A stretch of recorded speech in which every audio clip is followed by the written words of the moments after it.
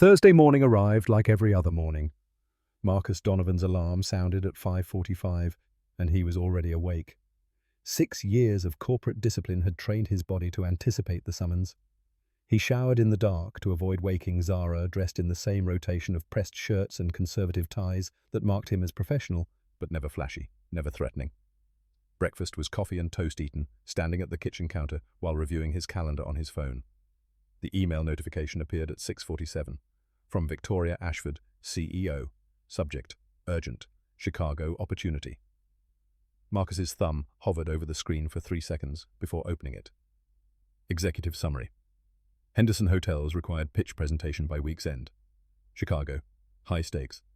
Victoria needed an analyst who understood luxury hospitality marketing from the ground up. She wanted Marcus. Flight departed 4 p.m. today, October 12th. Return Saturday evening.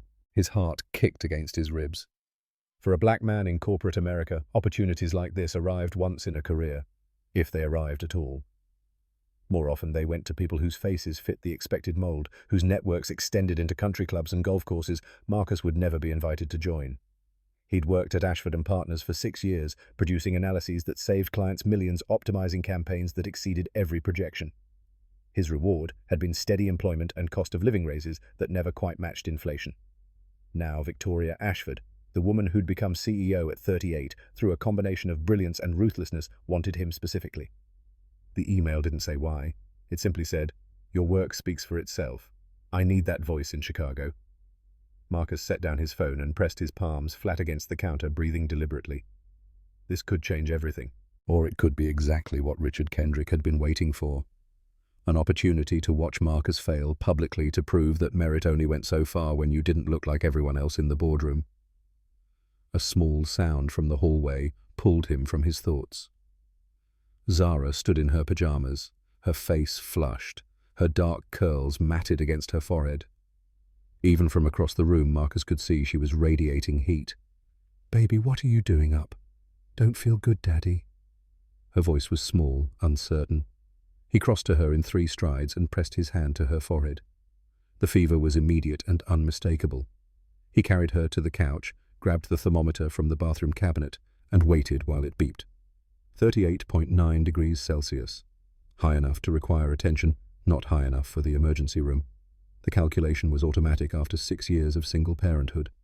Zara needed rest fluids, fever reducer, and she needed her father home, not on a plane to Chicago. Marcus looked at his daughter curled on the couch, her small body fighting whatever virus had found her, and felt the familiar weight of impossible choices settling onto his shoulders. Call in sick, stay home, and watch this opportunity vanish. Or find a solution that let him be both the father Zara deserved and the professional who could finally prove his worth. He called his sister.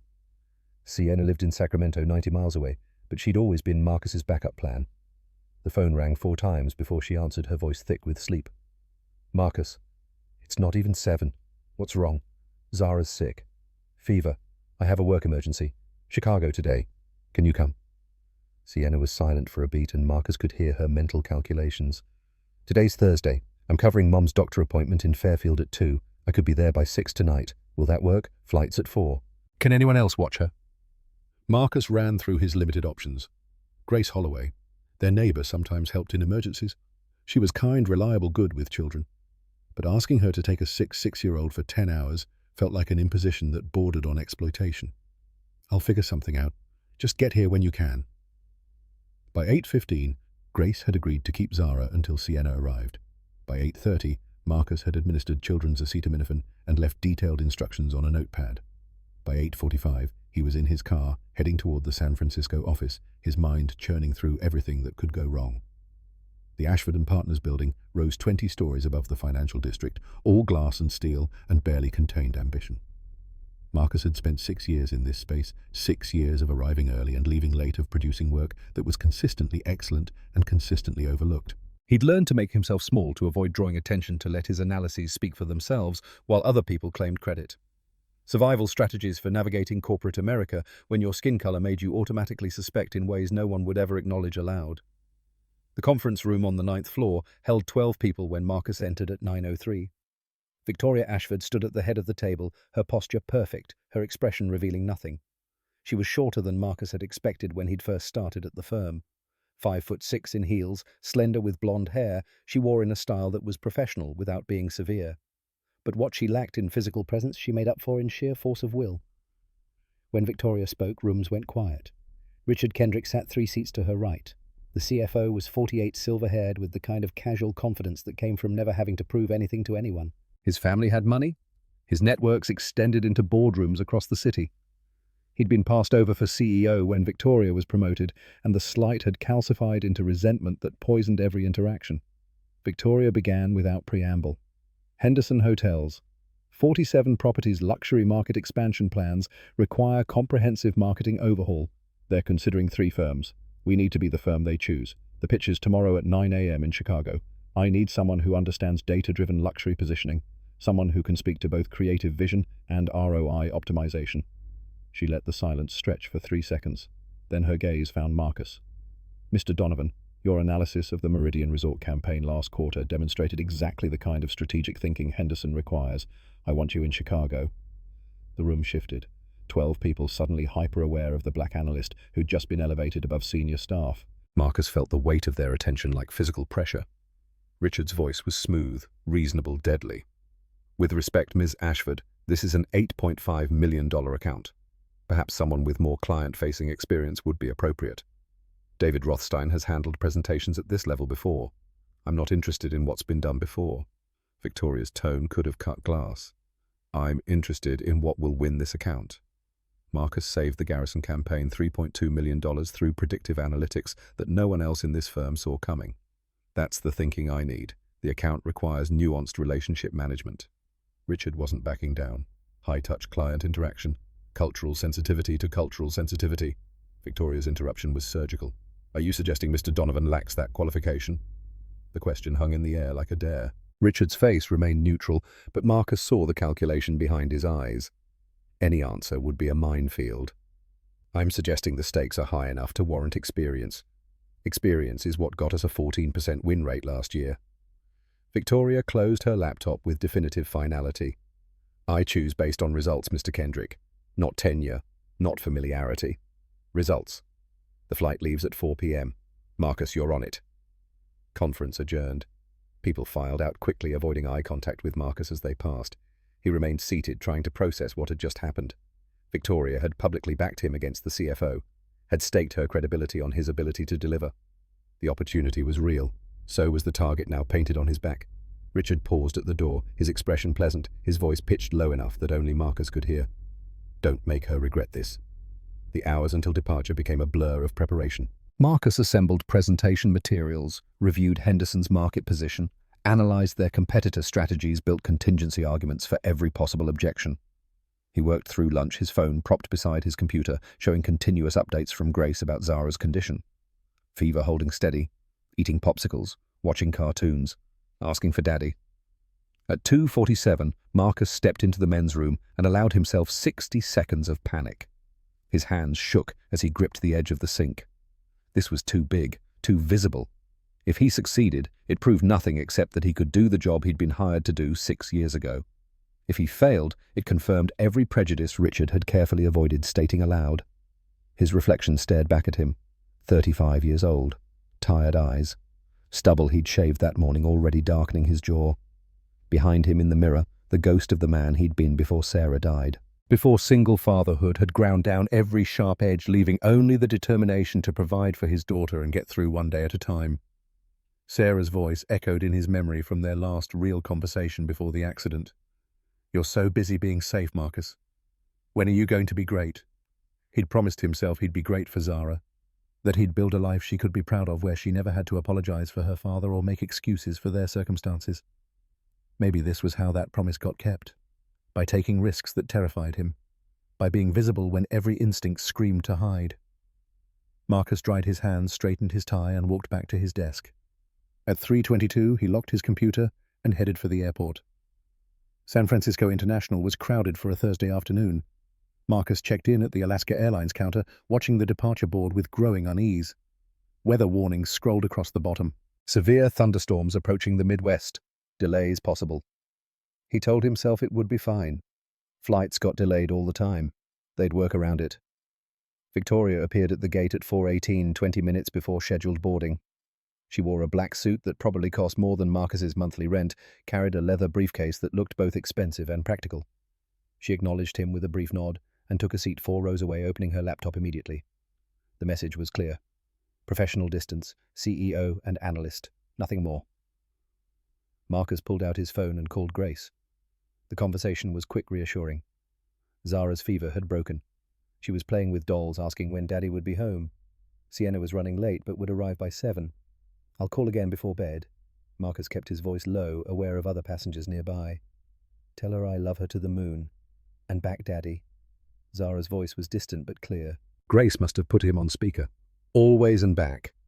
The first delay announcement came at 4:53. "Ladies and gentlemen, due to weather conditions in Chicago, Flight 847 has been delayed approximately 45 minutes. We'll provide updates as we receive them." By 5:30, the delay had extended to 2 hours. By 6:15, storms had grounded everything east of Denver. The terminal filled with stranded passengers, their frustration mounting with each new announcement. Marcus watched Victoria make phone calls, her expression never changing, her voice remaining level, even when she was clearly getting nowhere. Around 7, she returned to the gate area and sat down 3 seats away from him. "Every hotel within 50 miles of O'Hare is booked." Her voice was flat, addressing him directly for the first time since the office. "Corporate rates, personal contacts, everything. The storm has half the Midwest trapped. What about the presentation, 9 a.m. tomorrow?" "Non-negotiable. Henderson's CEO flies out at noon. If we're not there, we lose the account."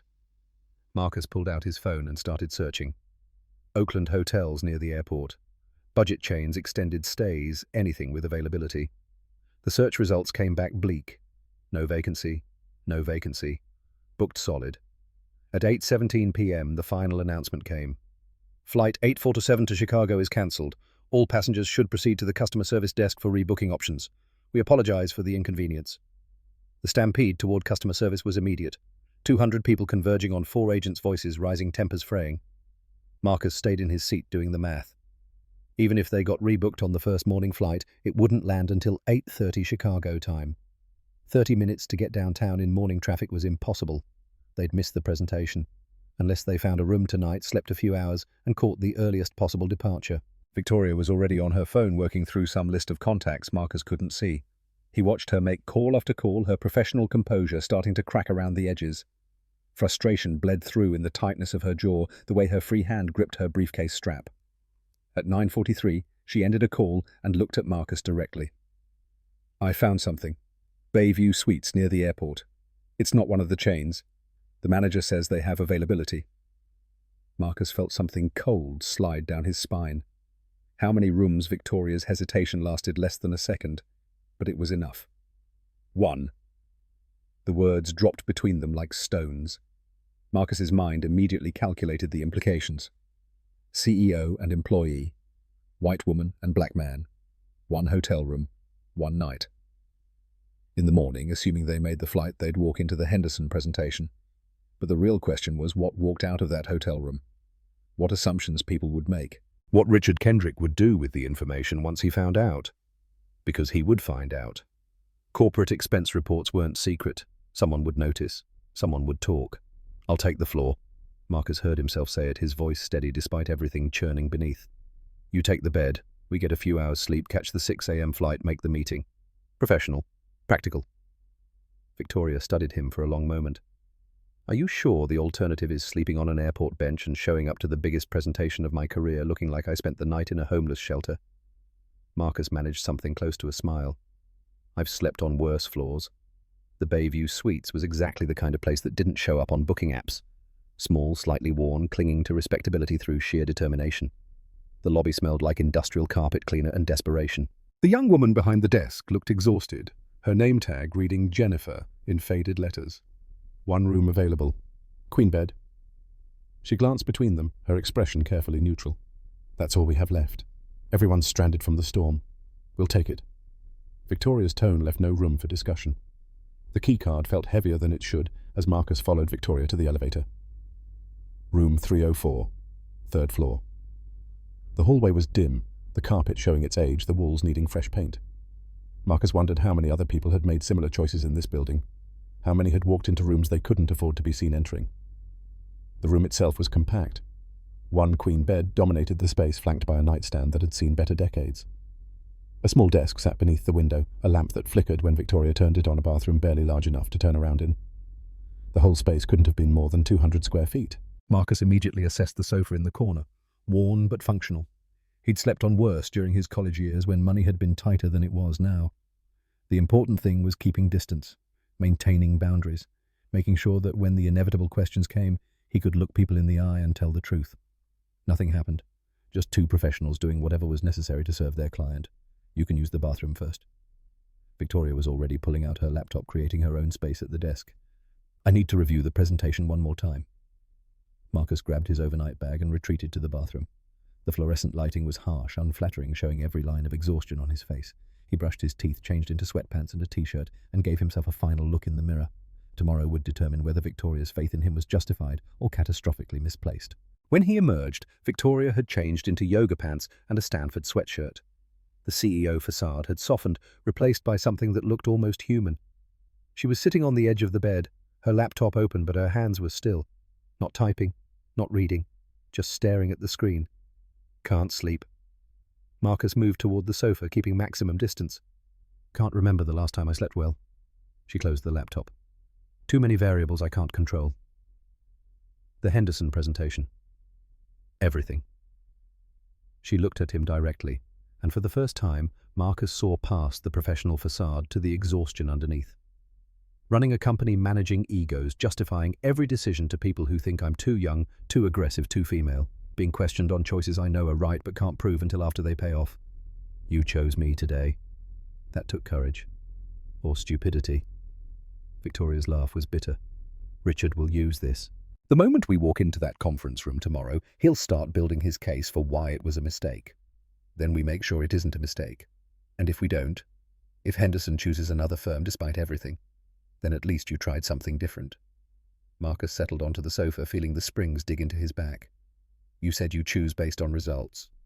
Well, I'll give you results. Whether that's enough is up to them. Silence stretched between them. Outside, the storm that had grounded their flight continued its assault on the Bay Area. Rain hammered the windows. Wind rattled the glass. Inside room 304, two people who barely knew each other tried to find comfortable positions in uncomfortable furniture. At 10:34, Marcus's phone vibrated. Video call from Grace's number. He stepped onto the small balcony, sliding the glass door closed behind him to give Victoria privacy. The outside air was cold and wet, but at least it was real. Zara's face appeared on the screen, her eyes bright despite the late hour. Daddy, you're not in Chicago yet. Flight got cancelled, baby. I'm staying at a hotel tonight. I'll go tomorrow. Is it a nice hotel? Marcus glanced back through the glass at the worn room, at Victoria sitting rigidly on the edge of the bed, at the life he'd built through careful choices and constant vigilance. It's fine, sweetie. Just a place to sleep. Aunt Sienna says my fever's all gone. I had chicken nuggets for dinner. That's great, baby. You feeling better? Mostly. Zara's expression turned serious in that way children had of cutting through everything superficial. Daddy, I drew a picture today. At school. Before I got sick. Yeah. What did you draw, you and me at the park? But I couldn't draw your smile right. She tilted her head, studying him through the screen. What do you mean I don't know what your real smile looks like anymore? Not the one you do for pictures. The real one, like in the photos with Mummy. The words hit Marcus like a physical blow. His 6-year-old daughter had been studying his face, cataloguing the difference between genuine happiness and the performance he put on to convince her everything was fine. When had she gotten old enough to see through him? When had he started failing her so completely that even his smiles were hollow? Can you smile? So I can see Zara's request was innocent, curious. Marcus forced his lips upward, feeling the muscles strain with the effort. How's this? That's the tired smile. Zara shook her head. I want the one from the pictures. Through the glass door, Marcus saw Victoria looking toward the balcony. Their eyes met for a moment, and something passed between them. Understanding, maybe, or recognition. Two people performing happiness for audiences who deserved better. Tell you what, baby, when I get home, we'll work on smiling together. Real ones. Deal. Okay. But you have to tell me a story first. I can't sleep without a story. Marcus leaned against the balcony railing, letting rain mist across his face, and began the tale he'd been telling Zara in variations for months. Once upon a time, there was a knight named Marcus. He was very brave and very strong, but he was also very tired. He'd been fighting dragons for so long that he'd forgotten what peace felt like. Every day he put on his armor and went to battle, and every night he came home to his princess daughter and pretended he wasn't wounded. The princess was smart, though. She could see through the armor to the hurt underneath, and she asked her father a question that changed everything. "Why do you fight alone?" "Because knights are supposed to be strong," he told her.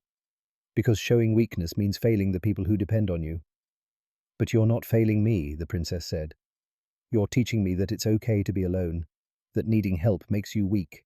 "Is that really what you want me to learn?" Marcus's voice caught. He cleared his throat and continued. The knight didn't have an answer for that, so he promised his daughter he'd think about it, that he'd try to remember that asking for help wasn't the same as giving up. When the story ended, Zara was nearly asleep. "I love you, Daddy. To the moon. And back, baby. Always and back." He ended the call and stood in the rain for another minute, gathering himself. When he finally slid the glass door open and stepped back inside, Victoria was no longer at the desk. She'd moved to the bed, sitting with her back against the headboard, her knees drawn up, her expression distant. "Your daughter sounds wonderful." Her voice was soft, almost hesitant. "She's everything good I've ever done." Marcus moved toward the sofa, suddenly aware of how small the room was, how intimate this situation could become if either of them let it. What happened to her mother? The question should have felt invasive. Instead, it felt like an invitation. Marcus sank onto the sofa, exhaustion finally overwhelming caution. Car accident. 4 years ago. Zara was 2. She doesn't really remember Sarah except through photos and stories I tell her. I'm sorry. It was instant. That's what they told me. Sarah didn't suffer. She just stopped existing. 1 minute she was dropping Zara at daycare, planning dinner, living her life. The next minute, a state trooper was at my door explaining that a drunk driver had crossed the median on I-580. Victoria was quiet for a long moment. Then, that must be terrifying. Raising a child alone. Being responsible for another person's entire world, every single day. Marcus rubbed his face, feeling the stubble scratch against his palms. Every decision I make, I think about what Sarah would want for Zara. Whether I'm doing enough. Whether I'm teaching her the right lessons. Whether she'll grow up knowing she was loved, even when I was too tired to show it properly. "You're showing it!" Victoria's certainty was unexpected. The way she talks about you, the way you dropped everything to tell her a story, even though you're exhausted and stressed about tomorrow. That's love. I don't know if it's enough. It never feels like enough. But that doesn't mean it isn't. The vulnerability in Victoria's voice made Marcus look at her more carefully. She was staring at her hands, looking younger than 38, looking like someone who'd spent a long time convincing herself that being alone was the same as being strong. "What about you?" The question slipped out before Marcus could stop it. Family people waiting for you to call Victoria's laugh was hollow. My parents divorced when I was 10. Neither of them particularly wanted custody. I was an inconvenience to their new lives, their new partners, their fresh starts. I spent most of my teenage years in boarding schools, learning that depending on people was a luxury I couldn't afford. "That's why you work so hard." The realization clicked into place. Why you're at the office before everyone else and leave after everyone's gone. If I show weakness, people question my judgment. If they question my judgment, I lose the authority I need to do my job. Victoria met his eyes. "You asked earlier why I chose you for Henderson. Want to know the real reason? Because I'm good at my job. Because in 6 years of working at this company, you're the only person who's ever looked at me like I'm just a person giving a presentation. Not a title, not an obstacle, not an opportunity to advance, just a person trying to do work that matters." The statement hung between them, honest and raw. Marcus felt something shift in the space between professional distance and human connection. "I see you." His voice was quiet. Not the CEO, the person underneath who's working herself to exhaustion trying to prove she deserves a position she earned 3 years ago. "No one said that to me." Victoria's voice broke. "I can't remember the last time someone saw past what I do to who I am." The rain continued its percussion against the windows. The cheap lamp flickered, casting unsteady shadows. Two strangers who weren't quite strangers anymore, suspended in a moment that felt both dangerous and necessary. They talked until nearly 2 a.m. About loneliness and fear, and the weight of performing strength when you felt anything but strong. About Sarah and what it meant to love someone so completely that losing them left you hollowed out. about Victoria's parents and the particular kind of abandonment that came from being unwanted by the people who were supposed to want you most.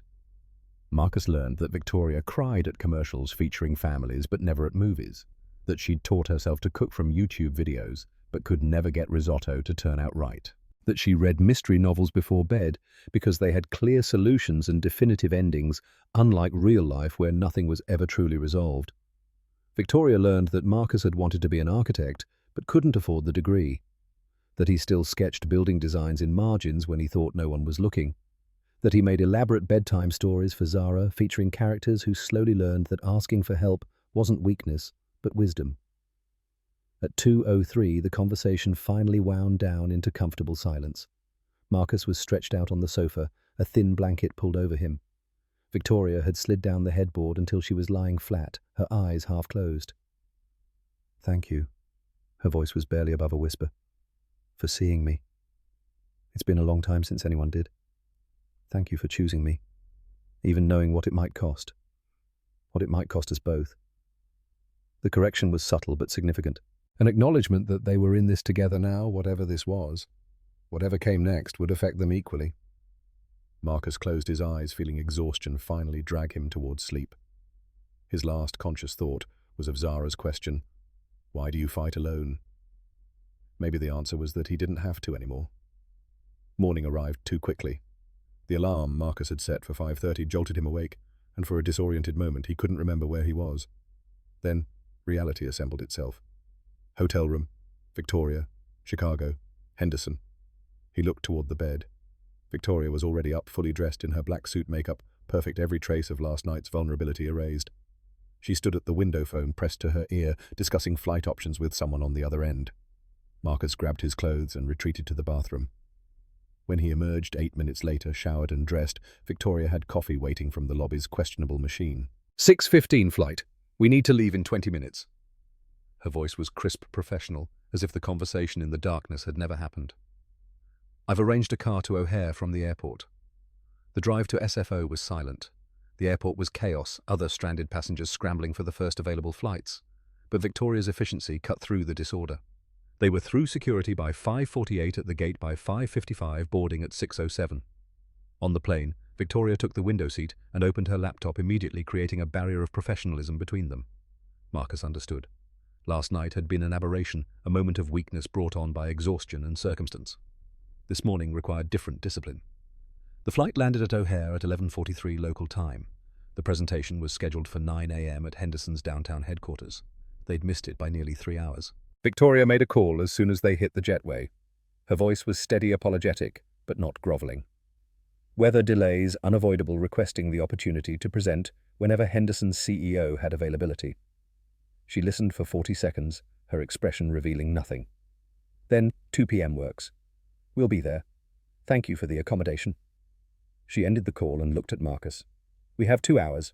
Hotel, freshen up, run through the presentation one more time. Then we save this account, or we don't. The presentation at 2 p.m. was flawless. Marcus had never been more focused, more articulate, more certain of his analysis. He walked Henderson's executive team through market positioning, competitive advantages, ROI projections, creative concepts backed by data that proved their viability. Victoria supported him perfectly, handling relationship questions and big-picture strategy, while Marcus provided the granular evidence that made it all credible. By 3:45, they had a commitment. Henderson would sign with Ashford and Partners, $8.5 million over 3 years. The contract would be finalized by end of business Monday. On the flight home, Marcus and Victoria sat across the aisle from each other, not speaking, not acknowledging the hours they'd spent in that hotel room, the vulnerabilities they'd revealed, the connection that had formed in darkness and rain. Victoria worked on her laptop. Marcus stared out the window at clouds that looked like mountains, thinking about Zara's question, about Victoria's confession, about the way loneliness could make you brave or careful, or some combination of both. The plane landed in San Francisco at 9:37 p.m. Pacific time. They disembarked without speaking, collected their bags, walked toward the exit. At the curb, Victoria finally turned to him.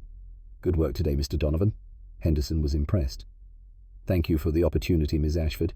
The formality was deliberate, professional distance re-established.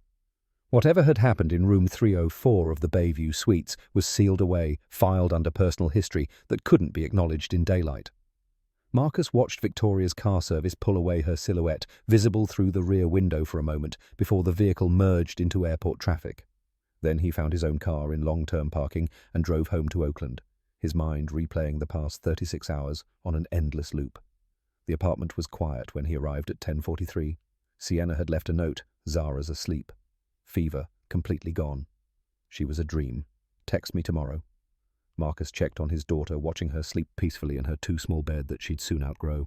Her face was peaceful, unburdened by adult complexities. He thought about the night in his story about fighting dragons alone, about Zara's wisdom that asking for help didn't equal weakness. Something had changed in Chicago. Not the successful presentation or the secured account, though those mattered. Something deeper. A recognition that the walls he'd built to protect himself from further loss were also walls that kept out connection growth, the possibility of being seen. Victoria had seen him. For a few hours in a cramped hotel room, two people had let their defenses drop and found something unexpected underneath. Not romance exactly, not even friendship yet. Just the beginning of understanding that maybe loneliness wasn't inevitable. Marcus changed into pajamas, set his alarm, and lay in bed staring at the ceiling. Tomorrow would bring Monday morning and office politics and Richard Kendrick's inevitable questions. Tomorrow would require rebuilding the professional distance that had collapsed in the night. Tomorrow would be complicated.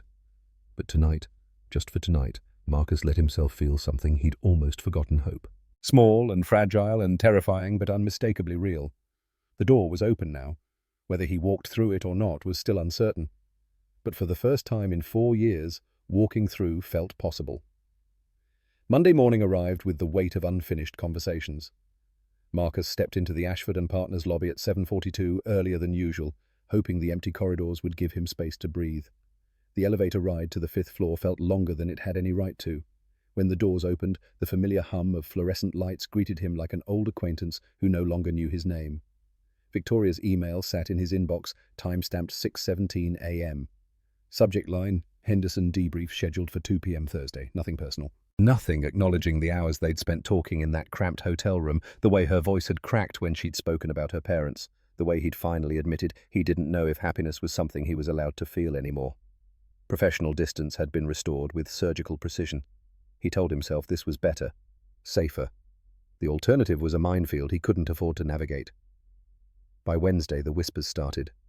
Marcus first noticed them in the 4th floor break room during his afternoon coffee run. 3 junior analysts clustered near the water cooler, voices low but not quite low enough. The conversation died the moment he entered. Sarah from accounting offered a tight smile and hurried past with her mug eyes fixed on the carpet. Connor, a 26-year-old hotshot who'd joined the firm 8 months ago, lingered by the sink. "Hey, Marcus, any pointers on how to—" "You know, move up around here." The words hung in the air with deliberate weight. Connor's smirk was barely concealed behind his coffee cup. Marcus kept his voice level. "Work speaks for itself." "Right, sure."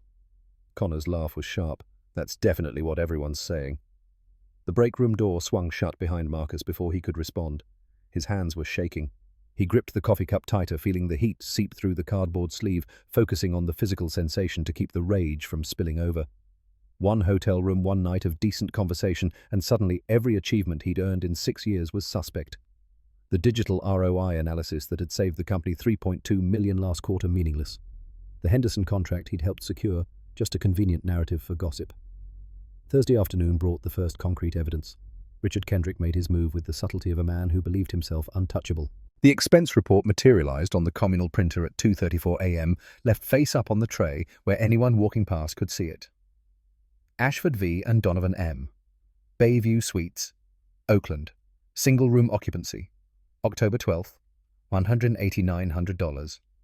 The timestamps and room details were highlighted in yellow, as if someone wanted to make absolutely certain no one could miss them. Sarah from accounting was the first to notice. She took a photo with her phone, and within 24 hours the image had circulated through every department. Slack channels buzzed. Email chains that carefully excluded Marcus sprouted and multiplied. By Friday morning, the entire company knew. Marcus learned about it from the silence. He walked into the Monday strategy meeting 7 minutes early and found 4 colleagues already seated around the conference table. Their conversation stopped mid-sentence. Eyes flicked toward him, then away. Someone coughed. Papers were shuffled with unnecessary intensity. The air in the room felt thick enough to choke on. The whispers followed him everywhere after that. Corridors, elevators, the parking garage. Sometimes he caught fragments. Did you hear? With the CEO? One room. How else do you think he got picked for Chicago? Other times, people simply stopped talking when he approached their sudden silence more damning than any words. Marcus had spent 6 years building a reputation based on merit on late nights and meticulous analysis on being twice as good to get half as far. All of it reduced to rubble by a piece of paper and people's willingness to believe the worst. Late October afternoon, Marcus arrived at Zara's school for pickup and found Grace Holloway, another parent from Zara's class, waiting near the entrance. Her smile was strained. "Marcus, I wanted to ask you something." She glanced around, lowering her voice. "Is it true you're dating your boss?" The question hit him like cold water. He managed to keep his expression neutral. "No." We had a business trip, that's all. Right, okay. Grace nodded, but her eyes said she didn't believe him. I just thought, with the rumors. People are talking. Zara appeared in the doorway before he could respond, her backpack bouncing as she ran toward him. Daddy. Her smile was pure sunshine, uncomplicated joy that made his chest ache. She grabbed his hand, already chattering about the art project they'd started in class, and Marcus let her pull him toward the car. They were halfway home when Zara's voice turned thoughtful. "Daddy, what does dating mean?" His hands tightened on the steering wheel. "Where'd you hear that word, baby? Emma's mum was talking about you and a lady. She said you were dating." Zara's tone was curious, innocent. "Are you dating Miss Victoria?" "No, sweetheart. Miss Victoria is just someone Daddy works with." "Oh." Zara swung her legs, thinking. "Emma's mum said other stuff too, but I don't think she was being nice." Marcus pulled into their driveway and turned off the engine, but he couldn't bring himself to move. His 6-year-old daughter was already being exposed to adult cruelty, to the poison people could spread with careless words. She deserved better than this. She deserved a father whose reputation was spotless, whose integrity no one questioned, who could walk through the world without this shadow following him. That night, Marcus typed out his resignation letter. The words came easier than he'd expected. 3 paragraphs explaining his decision to pursue other opportunities, thanking the firm for 6 years of employment, offering 2 weeks' notice. He saved the document but didn't send it. Not yet. He needed to think, to figure out what came next, to plan how he'd explain to Zara why Daddy was changing jobs again. Late October, the email arrived at 3:47 p.m., precisely timed like everything Victoria did. "Ms. Ashford requests your presence in her office at 4:00 p.m. today. Regards, Jennifer Shaw, Executive Assistant." Marcus stared at the message for a full minute before opening a new document. His resignation letter stared back at him, cursor blinking at the signature line. He added his name, attached it to a draft email, left the recipient field blank. Better to have it ready. The elevator ride to the 12th floor felt like ascending to an execution. Jennifer Shaw's desk sat outside Victoria's office, a fortress of efficiency guarding the inner sanctum. She offered Marcus a professional nod and gestured toward the closed door. "She's expecting you." Victoria stood at the window when he entered, silhouetted against the San Francisco skyline. The late afternoon sun turned her hair into a halo of light, but when she turned, her expression was all business. Sharp angles and careful control. "Close the door." He did. "Sit." He remained standing. She didn't push. Instead, she moved to her desk, opened a folder, and slid a document across the polished surface. "Team lead position, digital analytics. 98,000 annual salary. Reports directly to Margaret Hayes in the Western Division. Effective immediately." Marcus looked at the offer letter, at the numbers that represented a 40% salary increase, at the title he'd worked toward for 6 years. Everything he'd wanted, everything he'd earned, offered now in the aftermath of a scandal that had tainted every achievement. "I can't."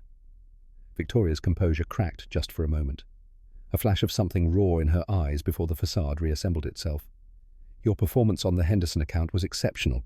You saved us $3.2 million last quarter. You've earned this promotion. It doesn't matter what happened in Chicago." The words came out rougher than he'd intended. He forced himself to meet her gaze. "It matters what people believe happened. I have a 6-year-old daughter who will grow up hearing stories about her father. Those stories will not be that he slept his way to a promotion." The air between them crackled with everything they weren't saying. Victoria's fingers pressed against the desk edge, knuckles white. "I would never compromise my integrity, I know." Marcus's voice softened despite himself. "I know that. But everyone else, they've already decided. And if I accept this now, it confirms every suspicion, every rumor, every ugly thing people are whispering in break rooms and parking lots. So my judgment means nothing because of gossip. Your judgment means everything. That's why I can't accept. Not like this." He took a breath, feeling the weight of the decision settling into his bones. "I'm sorry, Victoria, but I won't do this to Zara. I won't give people the ammunition to destroy what she thinks of her father." He turned toward the door. "Marcus." Her voice stopped him, and when he looked back, he saw pain and confusion and something that looked like grief playing across her features. "I don't know how to fix this." "You can't. Some things are already broken." The door closed behind him with a sound like finality. Victoria stood alone in her office as the sun dipped below the horizon, as the city lights began their nightly dance, as the building emptied around her. She'd won the Henderson account, secured the promotion she'd planned to offer Marcus for 3 months, navigated a potential PR disaster with professional grace. By every measurable standard, she'd succeeded. So why did success taste like ash? She didn't sleep that night, or the next, or the one after that. By early November, exhaustion had carved shadows under her eyes and left her thoughts tangled in knots she couldn't untie. She found herself in her car one Saturday morning, driving east across the Bay Bridge toward Oakland without consciously deciding to go there. The HR system had Marcus's home address. Accessing it was unethical, possibly illegal, definitely a violation of privacy policies. She did it anyway. Lakeside Park sat 3 blocks from his apartment. Victoria parked near the entrance and told herself she was just taking a walk, getting some air, clearing her head. The lie lasted until she saw them. Marcus pushed Zara on the swings, his hands gentle on her back as she pumped her legs toward the sky. The morning was crisp and bright leaves turning gold and red in the trees, and from a distance they looked like a picture of domestic happiness. But Victoria had learned to read the spaces between gestures, the tension in shoulders, the smile that didn't quite reach the eyes. Marcus was performing joy for his daughter, wearing happiness like a costume that no longer fit. "That's the fake smile, Daddy." Zara's voice carried across the playground, clear and certain. "I want the real one back. I'm trying, baby. Try harder, or find someone to help you." Victoria stood behind an oak tree, hidden from view, her heart cracking open at the simple wisdom in a 6-year-old's words. This was her doing. She'd chosen Marcus for Chicago because he was brilliant, because his work spoke for itself, because she'd wanted to prove that merit mattered more than politics or tenure. She'd shared that hotel room because the alternative was sleeping on an airport bench and missing the meeting that could secure their biggest account of the year. Every decision had been logical, professional, defensible. And together, those decisions had destroyed him. Victoria returned to her car and sat in the driver's seat for 20 minutes, watching Marcus and Zara play, watching him pretend, watching his daughter see through the pretense and love him anyway. When they finally left the park, hand in hand, headed toward an apartment complex she could barely see from her vantage point, Victoria made a choice. Not for romance. Not because she'd spent 2 weeks replaying their hotel conversation in quiet moments, remembering the way he'd talked about his late wife, with a grief so profound it had made her own loneliness feel small by comparison. Not because she'd found herself thinking about him during board meetings and strategy sessions and late nights in her empty penthouse. For justice. Early November. Victoria arrived at the office before dawn and went straight to Nathan Pierce's workspace. He looked up from his computer, surprised to find the CEO standing in his doorway at 6:15 a.m. "I need your help with something." She kept her voice low. "Investigating Richard Kendrick." Nathan's expression shifted from surprise to concern. "What did you find?" The expense report leak came from him. "I have security footage showing him at the printer at 2:34 a.m. making copies of confidential financial documents." She paused. "But I think that's just the surface. What are you looking for?" "Everything. Email correspondence, financial transactions, vendor contracts, client communications." She met Nathan's gaze steadily. "Richard has been undermining me since I became CEO. The leak was strategic, designed to create chaos and cast doubt on my judgment. I want to know why." By noon, Victoria had hired Detective Miles Brennan, ex-FBI specializing in corporate fraud with a reputation for thorough, airtight investigations. His fee was steep, but Victoria paid it from her personal account. This couldn't be an official company expense, not yet. Miles delivered his first report in mid-November. The findings were damning. Email correspondence between Richard Kendrick and Tech Brand Solutions, Ashford & Partners' primary competitor.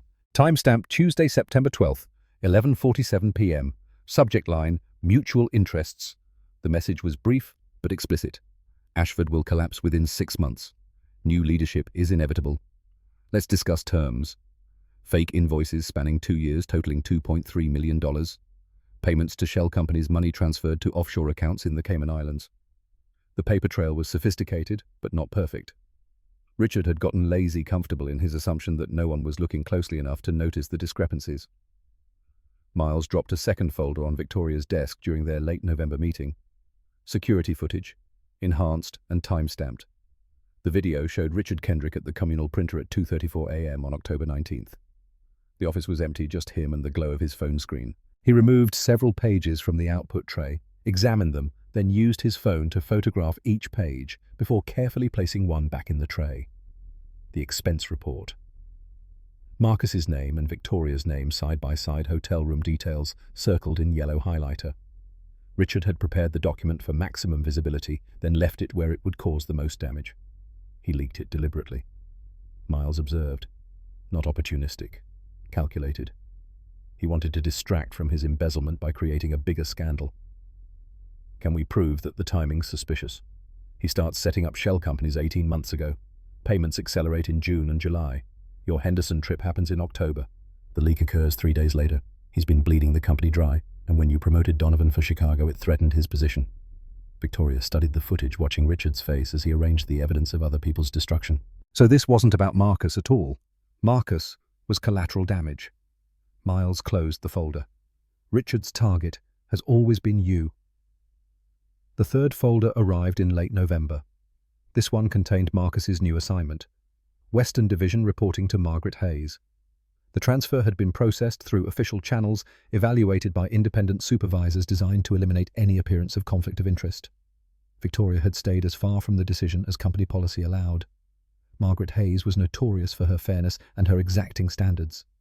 If Marcus earned a promotion under her supervision, no one could question it. Victoria told herself this was the right move, the professional move, the move that protected Marcus from further scrutiny while allowing the investigation to proceed without interference. She did not tell herself that seeing his name in a different department, knowing she'd no longer encounter him in meetings or hallways, felt like losing something she'd never really had. Early December. Marcus was loading files into his car in the parking garage when Richard approached. The CFO moved with the confidence of someone who believed himself untouchable, hands in his pockets, expression casual. "You're making a mistake." Marcus closed the trunk and faced him. "Am I? You think anyone will believe you? A black analyst versus a white CFO?" Richard's smile was cold. "I'll bury you, Donovan. I'll bury you so deep no one will remember your name." Marcus kept his voice steady, despite the adrenaline flooding his system.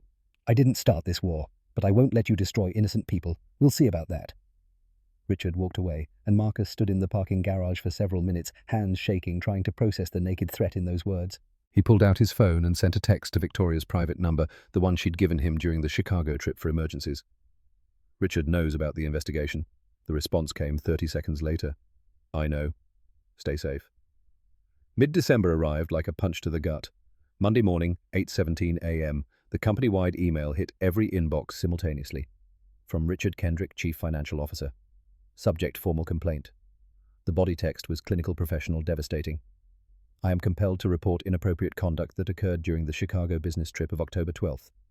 Marcus Donovan made repeated unwanted advances towards CEO Victoria Ashford. As a senior member of this organization, I cannot in good conscience remain silent about behavior that violates our harassment policies." Attached were photoshopped text messages showing explicit propositions Marcus had never sent. Fabricated witness statements from employees who'd allegedly seen improper interactions. A timeline constructed from half-truths and manufactured evidence that painted Marcus as a predator and Victoria as his target. Marcus's phone started ringing at 8:19. HR. He was placed on administrative leave, effective immediately, pending investigation. The words professional, transparent and fair appeared multiple times in Patricia Morgan's carefully scripted explanation. Marcus heard none of it. His world had narrowed to a single thought. This is how it ends. Not with justice or recognition, but with lies that people will believe because believing is easier than questioning. He drove home in a fog, pulled into his parking space, sat in the car for 20 minutes before he could force himself to move. Inside the apartment, everything was exactly as he'd left it that morning. Zara's backpack by the door, breakfast dishes in the sink, the photo of Sarah on the mantel, her smile frozen in time, forever young, forever happy. He'd promised her in those final moments before the machines were turned off that he'd give their daughter a good life, that he'd be strong enough for both of them. He wasn't strong enough for this. The dam broke. 4 years of grief, of loneliness, of carrying everything alone came pouring out in great racking sobs that shook his entire body. He collapsed onto the couch, face in his hands, and let himself fall apart. "Daddy." He looked up. Zara stood in the hallway, her eyes wide with concern. Sienna must have brought her home early from the afternoon playdate. His sister appeared behind Zara, her expression shifting from confusion to alarm as she saw Marcus's face. "Daddy, are you okay?" He couldn't answer. Couldn't find words that would make sense to a 6-year-old. Couldn't explain that the world was cruel in ways she shouldn't have to understand yet. Zara crossed the room and climbed onto the couch, wrapping her small arms around his neck. "They're lying, aren't they? You're a good man." The simple certainty in her voice nearly broke him all over again. "Sometimes being good isn't enough, baby." Sienna ushered Zara into her bedroom with promises of a movie and popcorn, then returned to sit beside Marcus. Her hand found his shoulder steady and warm. "Talk to me." He told her everything. Chicago, the hotel, the conversation, the leak, the rumors, the promotion he'd refused, and now this final accusation that could destroy him completely. Sienna listened without interruption, her expression growing darker with each revelation. "What are you going to do?" "I don't know." Marcus wiped his eyes, exhaustion settling into every muscle. "Lawyer up, I guess. Fight it. Hope someone believes me. Victoria believes you. Does she?" The question came out bitter. "She hasn't said a word to me in 6 weeks. Maybe she's trying to protect you. Or maybe she's protecting herself." The HR investigation began in late December. 3 interviews in 4 days, each one more invasive than the last. Patricia Morgan conducted them with professional detachment, asking Marcus to recount every moment of the Chicago trip, every conversation, every interaction. The hotel room, the hours between 10 p.m. and 2 a.m., what they'd discussed, where they'd slept, whether there had been any physical contact whatsoever. Nothing inappropriate occurred. Marcus had repeated this phrase so many times it had lost all meaning. We talked. 2 lonely people who needed to be heard. That's all. "Do you believe Miss Ashford acted improperly?" "No." He met Patricia's gaze directly. She acted human. "For the first time since I've known her, she let someone see past the title. That's not a crime." Patricia made notes, her pen scratching across the page. "And you're certain Mr. Kendrick's accusations are false? Completely certain? The text messages are fake?" "I never sent them. The witnesses are lying. Whatever agenda Richard has, it's not about protecting Victoria or the company. It's about protecting himself." "How do you know that?" "Because Victoria's been investigating him for weeks." Marcus hadn't meant to reveal this, but exhaustion had worn away his filters. "Ask her. Ask about the embezzlement, the offshore accounts, the emails to competitors. Richard's not filing a harassment claim because he's concerned about company ethics. He's trying to discredit the people who are about to expose him." Patricia's expression remained neutral, but her pen stopped moving. "Thank you, Mr. Donovan. We'll be in touch." Marcus left the conference room feeling hollowed out. He'd just bet everything on Victoria following through on Miles, finding enough evidence to prove Richard's corruption on justice actually existing in a world that had shown him precious little of it lately. Late December. Miles Brennan sat in a small cafe 3 blocks from Richard Kendrick's lawyer's office, wearing a baseball cap, an unremarkable jacket, holding a newspaper he wasn't reading. The recorder in his pocket captured everything. Richard had chosen poorly, meeting his attorney in a semi-public space where conversations could be overheard if someone knew where to sit and what to listen for. "I fabricated the harassment claim to cover the embezzlement." Richard's voice was low but clear. "Donovan and Ashford." Nothing happened in that hotel room, but a black man accused of harassing a white woman. Case closed. No one asks questions. Meanwhile, I finish moving the money. Resign, quietly disappear, before anyone connects the dots. The lawyer's response was muffled, cautious. "Don't worry about evidence. I've been building this case for weeks. By the time HR finishes their investigation, Donovan will be radioactive. Victoria will be too busy managing the fallout to notice the final transfers. It's perfect." Miles adjusted his position slightly, making sure the recorder caught every word. The conversation continued for another 12 minutes. Richard, laying out his strategy in precise detail, confident in his invincibility, oblivious to the man 3 tables away, documenting his confession. Late December, Miles delivered the recording to Victoria's office, along with a legal analysis from 3 separate attorneys, confirming its admissibility. Richard had been discussing his crimes in a public cafe. No reasonable expectation of privacy. The recording could be used in both criminal proceedings and the company's internal investigation. Victoria listened to it twice, her expression carved from stone. When it finished, she looked at Miles. "How fast can we move?" "Board meeting can be called for early January. 48 hours notice required. We present everything at once." The The evidence tampering the false accusations. Richard won't see it coming until he's already buried. And Marcus, he'll be exonerated completely. Miles closed his laptop. But Victoria, you need to understand, when this goes public there will be questions. About your judgment, your handling of the Chicago trip, why you didn't prevent the scandal. The board might... I don't care what the board thinks. Her voice was steel. Marcus Donovan has spent 2 months being destroyed by lies because I chose him for a business trip. Richard Kendrick stole $2.3 million and tried to frame an innocent man to cover his tracks. If the board wants my resignation after I fix this, they can have it. But I'm not letting Richard win. Miles nodded slowly. Then we move in January. Victoria spent the next week preparing, building the case, organizing evidence, rehearsing her presentation, consulting with attorneys and board members she trusted. Nathan Pierce helped her navigate the political landscape, identifying allies and obstacles. Margaret Hayes provided character testimony for Marcus, documenting his exemplary performance in the Western Division during his weeks under her supervision. On the night before the board meeting, Victoria sat alone in her penthouse, surrounded by file folders and legal briefs, and let herself feel the weight of what she was about to do. Exposing Richard would vindicate Marcus, but it wouldn't undo the damage. It wouldn't erase the rumors or restore his unblemished reputation or give him back the peace he'd lost that night in Chicago. Some things once broken stayed broken, no matter how carefully you tried to put the pieces back together. But she could give him justice. She could make sure the truth mattered more than gossip. She could ensure that when Zara grew up and heard stories about her father, those stories would be about his integrity, his courage, his refusal to compromise his principles, even when it cost him everything. It wasn't enough.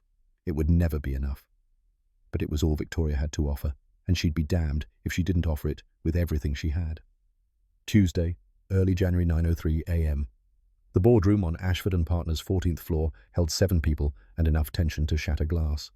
Victoria stood at the head of the conference table, her laptop connected to the wall-mounted screen, 47 slides queued and ready. She'd rehearsed this presentation 6 times in the past 24 hours. Her hands were steady. Richard Kendrick sat 3 chairs down, his posture relaxed, confident. He didn't know yet. None of them did, except Nathan Pierce, who'd helped Victoria coordinate the timing, and Margaret Hayes, who'd flown in from the Western Division specifically for this meeting. Gerald Hutchins, the oldest board member and Richard's most reliable ally, checked his watch with obvious irritation. This better be important, Victoria. Some of us had to reschedule significant commitments. It is. Victoria clicked to the first slide. 2 months ago, our company was targeted by a coordinated attack designed to destabilize leadership, destroy employee reputations, and cover up systematic theft. Today, I'm presenting evidence of that attack and recommending immediate action. Richard's expression didn't change, but something flickered in his eyes. Recognition. Calculation. The next 20 minutes were methodical.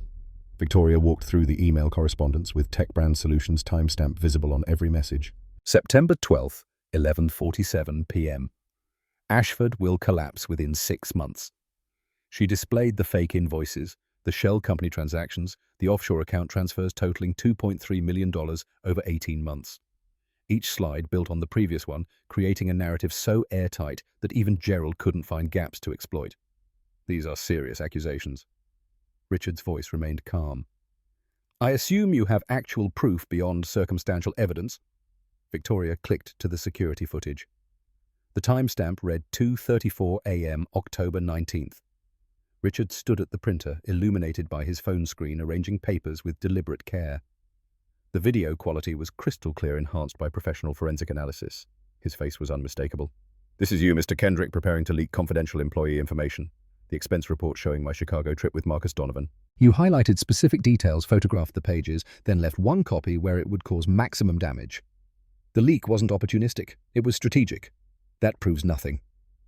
Richard leaned back in his chair. I was working late. I may have glanced at a document left on the printer. The forensic analysis shows you accessed the financial database at 2:27 a.m. using your credentials. You printed the expense report, modified it to emphasize certain details, then deliberately placed it for discovery. Victoria advanced the slides. But that's just the beginning. Gerald shifted uncomfortably. Victoria, where are you going with this? In mid-December, Mr. Kendrick filed a formal harassment complaint against Marcus Donovan. The accusations were detailed, specific, supported by text messages and witness statements. She paused. Every single piece of evidence was fabricated. That's a lie. Richard's composure cracked slightly. I have witnesses who, your witnesses recanted when interviewed by HR. They admitted you coached them on what to say. Victoria pulled up the sworn statements. The text messages were analysed by 3 independent forensic experts. All 3 confirmed they were created using commercially available spoofing software. The metadata doesn't match Marcus Donovan's phone. It matches yours. This is a witch hunt. Richard stood abruptly. You're manufacturing evidence to protect your relationship with Sit Down, Mr. Kendrick. Margaret Hayes' voice cut through the room like a blade. I've worked with Marcus Donovan for the past 6 weeks. His performance has been exemplary. His character is beyond reproach. And I've seen enough fabricated evidence in my 23 years here to recognize it when I see it. Richard remained standing, his face flushed. The board won't accept this. You're targeting me because I questioned your judgment. Victoria plugged a small speaker into her laptop. Actually, Mr. Kendrick, you're being targeted because you confessed. The recording played. Richard's voice filled the room clear and damning. I fabricated the harassment claim to cover the embezzlement. Donovan and Ashford. Nothing happened in that hotel room, but a black man accused of harassing a white woman. Case closed. No one asks questions. The boardroom went silent. 7 people frozen as Richard's recorded confession continued for 93 seconds. When it ended, the only sound was Gerald Hutchins's ragged breathing. Richard's face had gone from red to pale. That recording is inadmissible. It was obtained illegally. You were in a public cafe discussing crimes with your attorney. Victoria closed her laptop. 3 separate legal teams confirmed the recording is admissible in both criminal and civil proceedings. You had no reasonable expectation of privacy. Gerald found his voice first. When was this recorded? Late December. Victoria looked directly at Richard. You've been under investigation since early November. Every transaction, every communication, every attempt to obstruct justice has been documented. The vote took 11 minutes. Richard Kendrick was terminated, immediately escorted from the building by security, his office sealed pending criminal investigation. The vote was 6-1. Only Gerald Hutchins abstained, unable to defend Richard, but unwilling to admit he'd been wrong. Victoria stood at the window after the board members filed out, watching the city below, feeling nothing. Victory was supposed to feel different than this. Cleaner, less hollow. You did the right thing. Nathan appeared beside her, his reflection visible in the glass. Marcus will be cleared. Richard will face consequences. The company is protected. I destroyed a man's life because I chose him for a business trip. You didn't destroy anything. Richard did. Nathan turned to face her directly. You're just the one who exposed it. That doesn't make Marcus whole again. No, but it makes him free. Mid-January, 10:42 a.m. Marcus was loading breakfast dishes into the dishwasher when his phone rang. Patricia Morgan from HR. His hands shook as he answered. Mr. Donovan, the investigation has concluded. All allegations against you have been dismissed. You're cleared of any wrongdoing. He gripped the counter edge, suddenly dizzy. The accusations, false, fabricated. Richard Kendrick has been terminated. We'll be issuing a formal company-wide statement this afternoon. She paused. I'm sorry, Marcus. This should never have happened to you. After the call ended, Marcus sat at the kitchen table for 20 minutes, staring at nothing. Vindication felt strange. Distant, like something happening to someone else. 6 weeks of rumors, of whispered conversations and sideways glances of his daughter, asking why people said mean things about Daddy. None of that could be erased by a phone call and a company statement. The official email arrived early afternoon. Marcus Donovan is fully exonerated of all allegations. Mr. Donovan has been promoted to Senior Marketing Analyst Western Division, effective immediately. Salary $102,000 annually. He read it 3 times before the words started to make sense. Zara found him on the couch that evening, staring at his phone. Daddy, you look different. Different how, baby? Not sad anymore, just tired. She climbed into his lap and he held her, breathing in the scent of her strawberry shampoo, feeling the steady beat of her heart against his chest. Yeah, he whispered, I am tired. But the bad stuff is over now, right? People will stop saying mean things. Marcus wanted to promise her that. Wanted to tell her the world was fair and justice always prevailed and everything would be fine now. Instead, he said, I hope so, sweetheart. I really hope so. The next 4 weeks blurred together. Marcus threw himself into work with Margaret Hayes, rebuilding his reputation. One analysis at a time, one successful campaign, one client presentation. His colleagues were cautiously friendly, some apologetic, others simply pretending the past 2 months had never happened. He accepted their olive branches with professional courtesy and kept his distance. At night, he lay awake thinking about Victoria, about the conversation in the hotel room, the way she'd looked at him when he'd refused the promotion, the weight of everything they'd never said to each other. She'd saved his career, exposed Richard, given him justice. But she'd also stayed completely silent. No call, no text, no acknowledgement beyond the official company channels. Maybe that was better, cleaner, safer for both of them. Early February, 9:53 a.m. The knock on Marcus's apartment door startled him mid-coffee. He wasn't expecting anyone. Sienna had taken Zara to the Science Museum, promising to return by lunch. He opened the door and found Victoria standing in his hallway wearing jeans and a sweater, her hair loose around her shoulders, looking nothing like the CEO who'd dismantled Richard Kendrick in front of the board. "You're the pretty lady from Daddy's picture." Marcus turned. Zara stood behind him, eyes wide, having apparently escaped from Sienna's car to run back inside for a forgotten jacket. She pushed past Marcus and beamed up at Victoria. "You're Miss Victoria. Daddy talks about you when he sleeps." Marcus's face went hot. "Zara, that's not. Do you talk about me too?" Zara's expression was pure innocence. Victoria knelt down, meeting Zara at eye level. "Sometimes. Is that okay?" "Yes, because Daddy needs friends." She grabbed Victoria's hand. "Do you want to come inside? We have cookies." "Well, we had cookies. Daddy ate most of them because he was sad, but we can make more." Sienna appeared in the doorway, slightly out of breath. "I am so sorry. She got away from me." She looked between Marcus and Victoria, understanding dawning. "Oh, should I stay?" Marcus found his voice. "Please." He looked at Victoria. "Would you like to come in?" Victoria's composure wavered. "I don't want to intrude. I just came to apologize. For everything." Zara tugged her hand. "You can apologize inside, while we make cookies." 3 hours later, the kitchen smelled like vanilla and burnt edges. Zara had appointed herself head chef, directing Victoria through the cookie-making process with the absolute authority of a 6-year-old who'd watched the Food Network. Flour dusted Victoria's sweater. Chocolate chips dotted the counter. The first batch had come out slightly charred, but Zara declared them perfect anyway. Marcus watched from the doorway, something tight in his chest loosening gradually. Victoria was awkward with the mixer, uncertain about measurements, clearly out of her element in a domestic kitchen.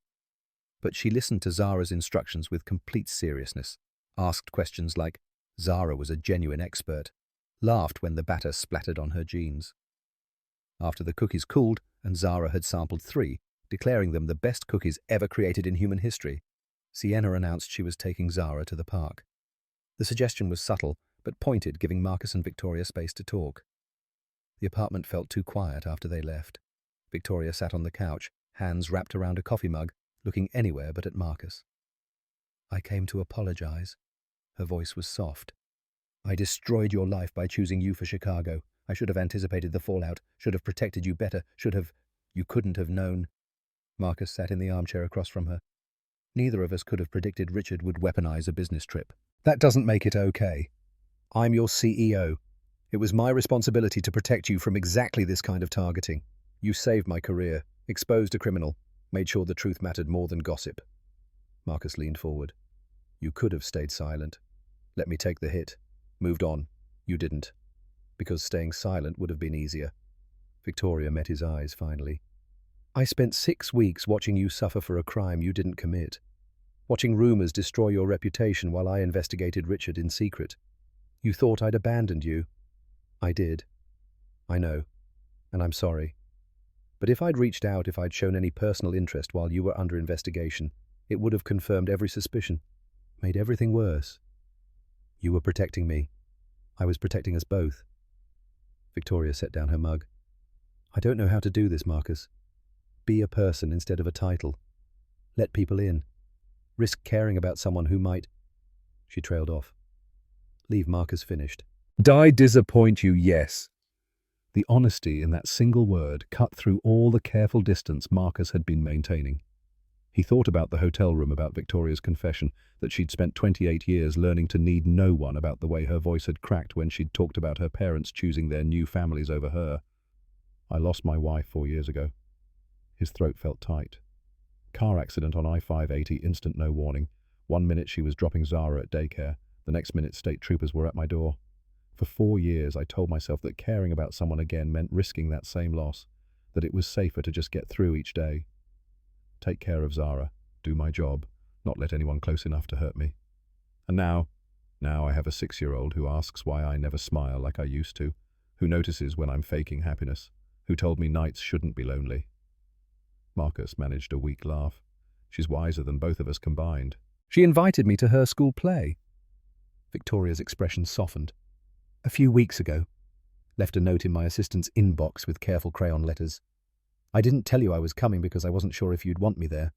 I saw you in the audience. Marcus remembered that moment, the way his heart had stuttered hope and fear tangled together. Zara was so happy you came. Were you?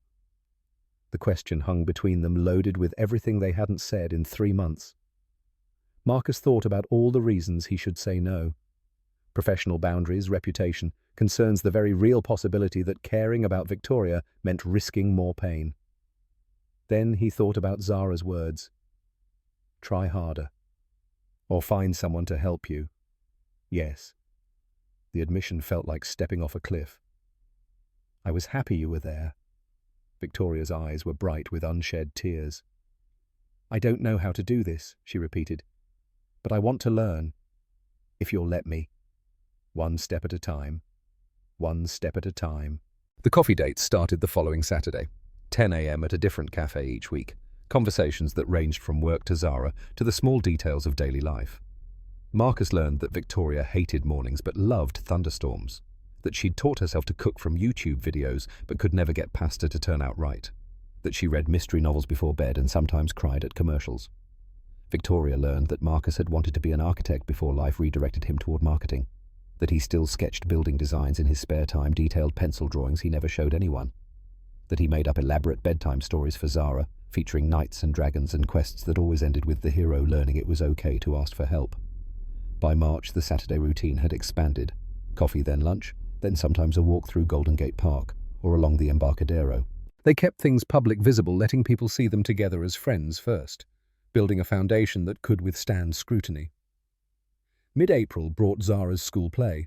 Marcus had assumed Victoria wouldn't come this time, given their increasingly obvious connection, but she appeared in the auditorium, took the empty seat beside him without asking permission, and whispered, "She invited me again." I couldn't say no. The play was a children's adaptation of a fairy tale, something about a lonely knight and a queen who'd forgotten how to smile. Zara played a princess who taught them both that friendship was braver than fighting dragons. The parallels were so obvious that Marcus felt his face heat. When it ended, Zara ran straight to both of them, grabbing their hands, demanding to know if they'd seen her remember all her lines. "You were perfect, sweetheart." Marcus hugged her. "The best princess I've ever seen." Victoria's voice was thick with emotion. "Can Miss Victoria come to dinner?" Zara looked between them hopefully. "Aunt Sienna is making her special lasagna, if it's okay with your dad."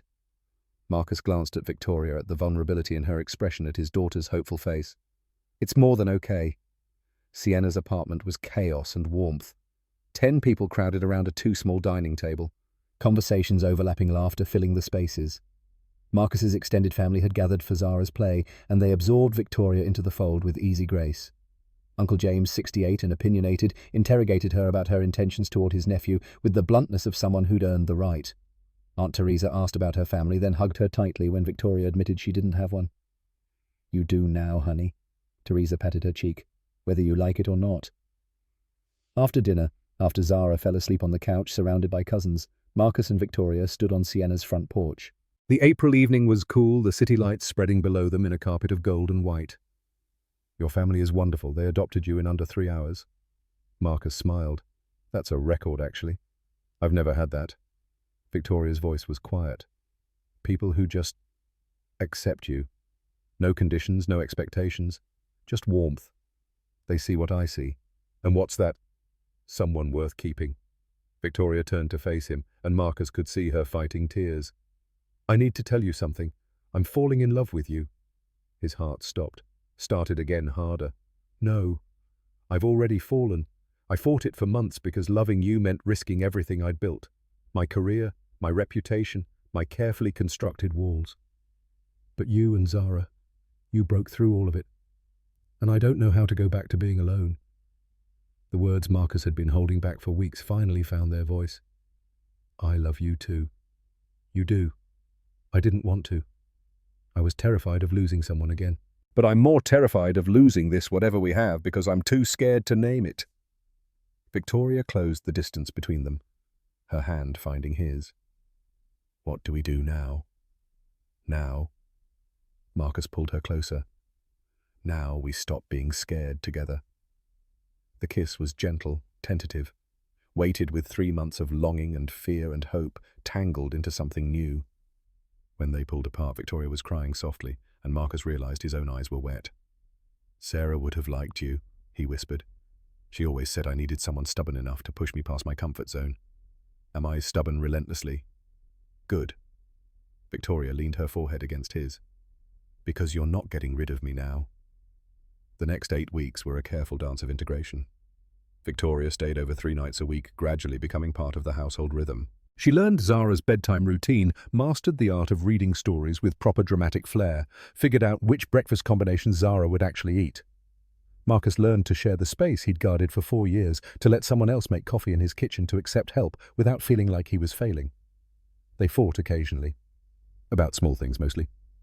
Victoria's tendency to work until midnight. Marcus's habit of deflecting serious conversations with humour. The unspoken question of what happened next, whether this was sustainable or temporary, or something neither of them dared name yet. But they worked through it, with honesty and patience, and the growing certainty that what they were building mattered more than the fear of losing it. Late spring brought a family barbecue at Sienna's house. The backyard was full of relatives, neighbours, friends from Zara's school. Victoria arrived with homemade potato salad that she'd practiced making 4 times to get right. Zara greeted her with a running hug, chattering about the butterfly garden they'd started in the apartment courtyard. Marcus watched them together. Victoria crouched down, listening to Zara's excited explanation of caterpillar metamorphosis, and felt something settle in his chest. This was what Sarah had wanted for him, not to replace her because that wasn't possible, but to find happiness again, to give Zara a full life with people who loved her. Sienna appeared beside him with 2 beers. You going to marry her? The question should have startled him. Instead, it felt inevitable. Eventually. If she'll have me. She will. Sienna clinked her bottle against his.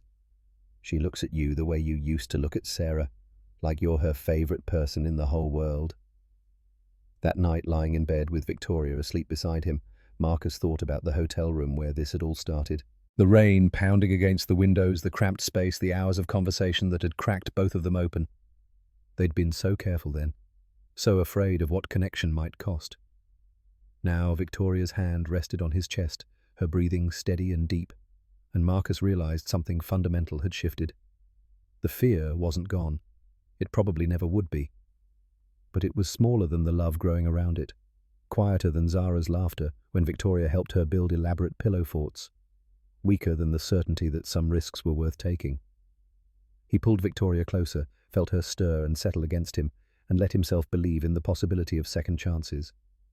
Early summer brought small milestones. Victoria's toothbrush appeared in Marcus's bathroom. Her clothes migrated into his closet. Zara started calling her Miss Victoria Mom as a compromise until they figured out what came next. The apartment that had felt hollow for 4 years began to feel like a home again. One Saturday morning, Zara asked the question that had been building for weeks. Is Miss Victoria going to live with us forever? Marcus and Victoria exchanged glances. They'd talked about this in the abstract, but hearing it from Zara made it concrete, real, a decision that needed answering. Would you like that? Victoria asked carefully. Yes. Zara bounced on the couch. Then we'd be a real family, like Emma's family, but better because you make really good pancakes. Marcus felt his throat tighten. Victoria reached for his hand, squeezed gently. We're already a family baby. Marcus managed to keep his voice steady. Miss Victoria living here would just make it official. So she's staying. Zara's eyes were bright with hope. If she wants to. Victoria looked at Zara, then at Marcus, then back at Zara. I want to. Very much. If you're both sure. We're sure. Marcus said it for both of them and felt the truth of it settle into his bones. 2 years later, April brought sunshine and the familiar sound of Zara's laughter echoing through their new house in Piedmont. Marcus woke to find Victoria already up nursing 4-month-old Emma in the rocking chair by the window. The baby's tiny hand gripped her mother's finger, her eyes half closed in contentment. Marcus watched them for a moment, this second chance he'd been terrified to hope for. Victoria had walked into his life through a hotel room door during a storm, and somehow they'd both found their way home. Daddy Zara burst through the bedroom door, 8 years old now, and full of unstoppable energy. Can we go to the park today? Please. You promised we'd practice my skateboarding. After breakfast, sweetheart. Zara spotted Victoria and Emma. Oh, can Miss Victoria Mum come too?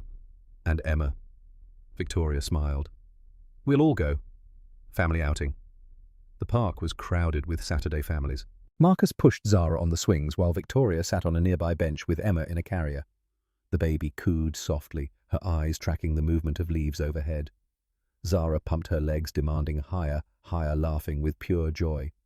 When the swing slowed, Zara jumped off and ran to Victoria. Can I hold Emma? Carefully. Victoria transferred the baby to Zara's waiting arms, supervising closely as Zara settled on the bench. Marcus joined them, his heart suddenly too full for his chest. Sarah's photo was still on their mantel at home, her memory woven into the fabric of their lives. Zara knew her mother through stories and pictures and the certainty that she'd been loved before she could remember. Emma would grow up knowing she had a sister who'd come before her, a legacy of love that predated her existence. Daddy, you're doing it again. Zara looked up at him. Emma cradled carefully in her arms, doing what, baby smiling, the real smile. The one from the pictures with Mommy Sarah. She grinned. I like that smile. It means you're happy for real, not just pretending. Marcus crouched down beside his daughters, meeting Zara's eyes. You know what, sweetie, I think Mommy Sarah would be happy about all this, about our family. I know she is. Zara's certainty was absolute. I can feel it. She looked at Emma. We're lucky, right? Some people only get one family. We got two. Victoria's hand found Marcus's shoulder, steady and warm. He looked up at her, at this woman who'd been brave enough to tear down her own walls, who'd fought for him when it cost her everything, who'd learned to build a home out of love and pancakes and bedtime stories. Yeah, baby. Marcus's voice was rough with emotion. We're really lucky. The morning sun filtered through the trees, casting patterns of light and shadow across the grass. Around them, the park hummed with life. Children playing, dogs barking, couples walking hand in hand. Just another Saturday in a long string of ordinary days. But Marcus had learned something essential. Ordinary days were the real miracle. Not the dramatic rescues or the courtroom victories or the moments that changed everything. Just these quiet mornings with his family, safe and together, building a life from the wreckage of loss and the courage to try again. The door he'd been afraid to open, the room he'd thought would destroy him. It had saved him instead, not because of the space itself, but because of who'd been there with him when everything else fell away, and because a 6-year-old girl had refused to let her father stay lonely, had seen past his careful masks to the truth underneath. Emma gurgled softly in Zara's arms. Victoria laughed, the sound bright and genuine. Marcus reached for his phone to capture the moment, then stopped. Some things didn't need preserving. They just needed living. He sat beside his family on that park bench, feeling the warmth of the sun on his face, letting himself be happy. Not in spite of the past, but because of it. Because grief and joy weren't opposites, but partners in the long work of being human. Because second chances came to those brave enough to believe in them. The fear would always be there, lurking in quiet moments, whispering about all the ways this could fall apart. But it was background noise now, drowned out by Zara's laughter, by Emma's contented sounds, by Victoria's hand in his steady and sure. Some doors open to rooms we never expected. Some storms strand us in places that become home. Some nights of conversation in cramped hotels become the foundation for everything that matters. Marcus had spent 4 years learning to survive. It took one storm, one hotel room, one impossible connection to remember how to live. And living, he'd discovered, was worth every risk, every fear, every moment of uncertainty along the way.